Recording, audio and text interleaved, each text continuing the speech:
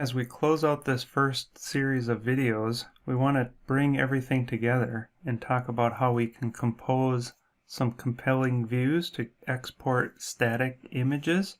We're going to start out in Enscape where we left off in the previous section, placing content.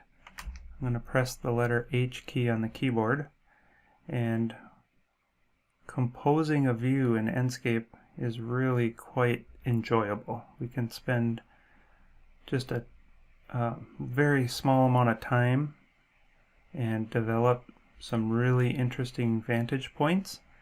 What I typically like to do is sort of move around the model and then press the space bar to get at eye level. We typically like to view things from a human perspective, so not necessarily floating up in the sky or down on the ground. So by pressing the space bar, we can quickly sort of set that. And then if you look at some vertical elements near the edge of the screen, we sometimes like to just sort of look straight ahead rather than having it be distorted and looking up or down too much, but at the very least having a sense of where looking straight ahead is, and then potentially looking just a little bit down or a little bit up from this perspective. Once you find a vantage point that you like, then you can save this view back in Revit so that you can get back to this view. One thing that's really important to try and remember to do is create a workflow that's repeatable. So right now in Enscape, we can go to the Enscape tab and render this still image and then just have it. But then if we change a material tomorrow and want to get back to that same exact view, we really like it, that can be a lot more challenging. So if you have a view that you think you'll like and want to reuse, on the Enscape tab we're going to click the Create View command. So we want to give this a meaningful name. So Enscape Reception Desk.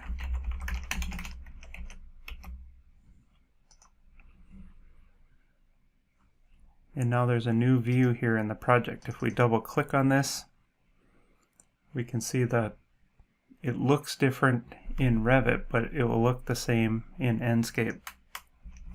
We can type VV on the keyboard and make sure the design option is turned on so that if we start Enscape from this view, all our clutter will show up. So that's a really helpful tip to make sure you do that. Another thing that we can do before we actually save this to a static image is look at the settings, the visual settings in particular. Under the Capture tab, the default is just a HD image.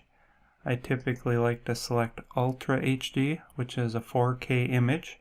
If you have a really good graphics card, this will only take seconds, so it doesn't take that much extra time, and this only relates to creating the static still image.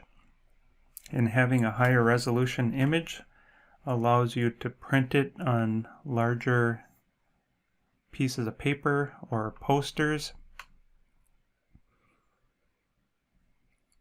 So we'll go ahead and close that, and now that we've composed our view and we've set the render export setting. And one other thing I should mention back on this reception desk view we just created, we want to make sure the detail level is set to fine, which we see it is, so that's good. So with the view composed, the export resolution set, now we can click Render Image. And so what Enscape will do for the file name is give a date and time that you captured this image. So you don't have to worry about the file naming right now. And even if you slightly adjust the composition of the view or change some materials, the next file name will be different because it includes the time with the seconds. So we hit save, and then while it's rendering the view, you see this in the Enscape window. And then once it's done, you have a nice high quality 10 megabyte PNG file of that rendering. So you can zoom in on it quite a bit, so you could potentially crop this down to be a smaller image. That's another advantage of making it a higher resolution image.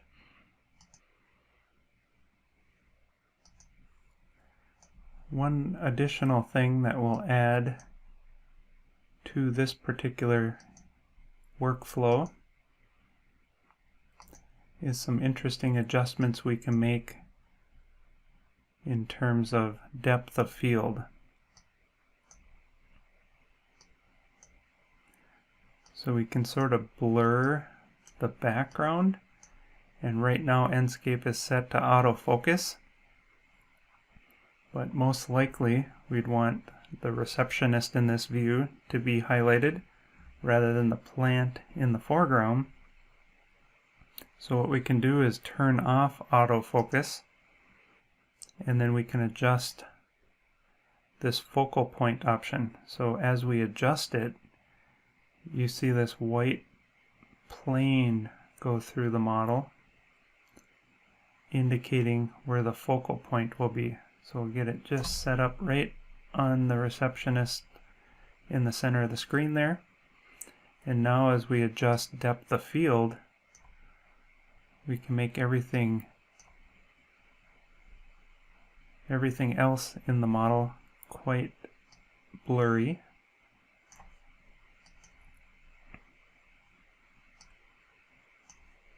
To get a really interesting effect. I'm going to move Revit out of the way here for a minute.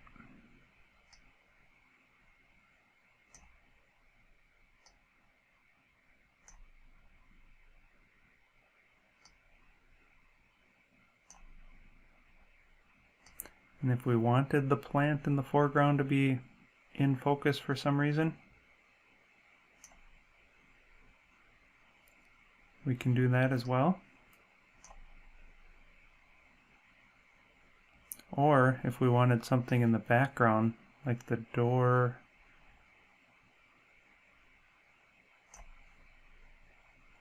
next to the canned light, we can do that as well. As soon as we click autofocus, it sort of recenters, and now it looks like it's focusing on the customer here on the left. So there's different levels of depth of field that we can adjust here to make it look more interesting. Maybe not so crisp and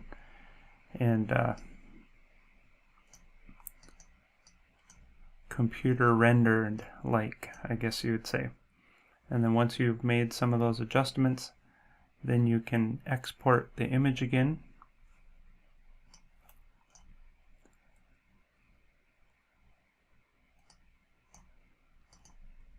And you can see it updates the name and date of the file. Again, it's exporting, so this is creating a 4K image. If it's just based on screen resolution or HD image, it would take a lot less time. But with this NVIDIA GTX 1070, which is a fairly decent graphics card, it exports quite quickly. So that's it for this first video on composing views or scenes in Enscape.